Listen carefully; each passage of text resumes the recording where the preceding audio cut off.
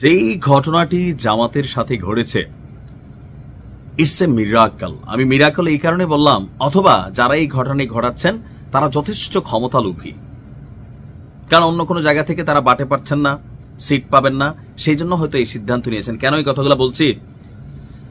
জামাতের normal supporter আর জামাতের মধ্যে একজন বীর মুক্তিযোদ্ধা যখন কানেক্টেড হয়, বাংলাদেশের মানুষ জামাতকে একাংশ যারাই সমালোচনা করে বা বিভিন্ন সাথে জামাত যেখানে আটকে যায় সেটা কোথায়? 1971 পরবর্তী জামাতের প্রত্যেকটা কর্মকাণ্ডই এদেশের মানুষের কাছে এক মোটামুটি একটা পজিটিভ ভাইব তৈরি করছে। কিন্তু 71 ইস্যুতে যেই জামাত এখনো কনফ্লিক্টেড, সেই বীর মুক্তিযোদ্ধারা যখন জামাতের মধ্যে যোগ দিচ্ছেন, এটার ন্যারেটিভটা আপনি বুঝতে পারছেন যে জামাতের জনপ্রিয়তা আজকে কোন লেভেলে উঠছে, অথবা জামাত মুক্তিযোদ্ধাদেরকে কিভাবে কম্প্রোমাইজ করেছেন।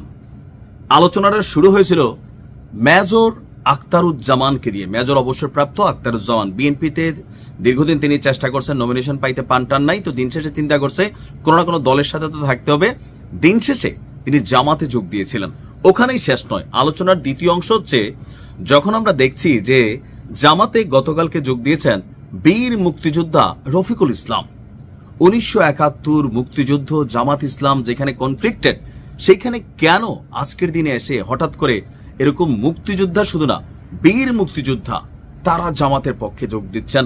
প্রকৃতি কি জামাতকে সহযোগিতা করছে?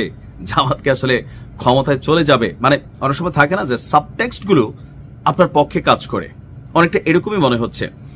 কিশোরগঞ্জের ভৈরবে একজন বীর মুক্তিযোদ্ধা মোহাম্মদ রফিকুল ইসলাম গতকালকে আনুষ্ঠানিকভাবে তিনি বাংলাদেশ জামাত ইসলামীতে যোগদান করেছেন।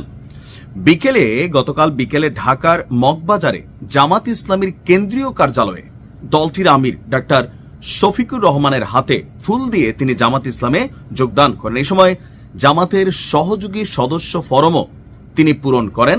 আর তিনি আগে কে ছিলেন? বিএনপির সাবেক এই নেতা।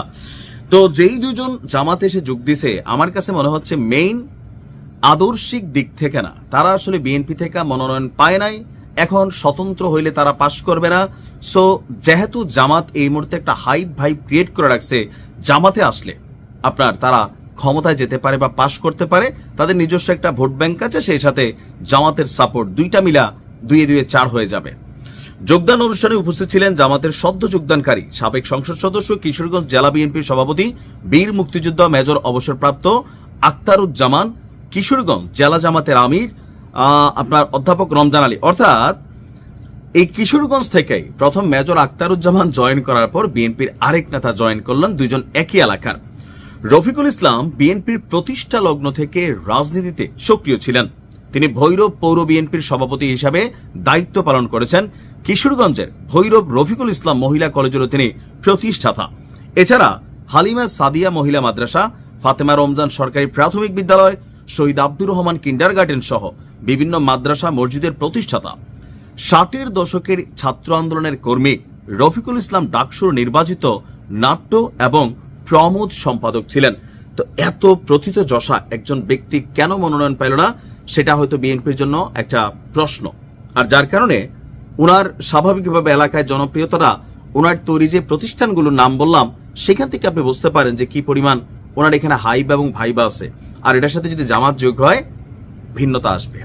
এখন সবকিছু মিলিয়ে প্রকৃতিতে যাই ঘটে আল্লাহ পাকের ইশারাই ঘটে, তাই না? এখন এই ঘটনাগুলো কিন্তু ছোট ছোট একটা সিমটম আকারে আমার কাছে মাঝে মাঝে মনে হয় যে এইবার আমি বাংলাদেশ থেকে ঘুরে আসছি, তো সবকিছু মিলে জামাতের আমির যেমন বলছিলেন 47-এর পর এই দিনের জন্য অপেক্ষা করছিল জামাত, আজকে কিন্তু আসলেই কোথাও না কোথাও সেই দিন কি চলে আসছে। বিএনপির নেতাকর্মীরা সাবধান হন, মানুষকে ভালোবাসতে হবে, মানুষের কাছ থেকে ভালোবেসে অন্তর জয় করতে হবে। নির্বাচন কিন্তু খুবই হার্ড অ্যান্ড সোল হবে। ভালো থাকুন, আসসালামু আলাইকুম।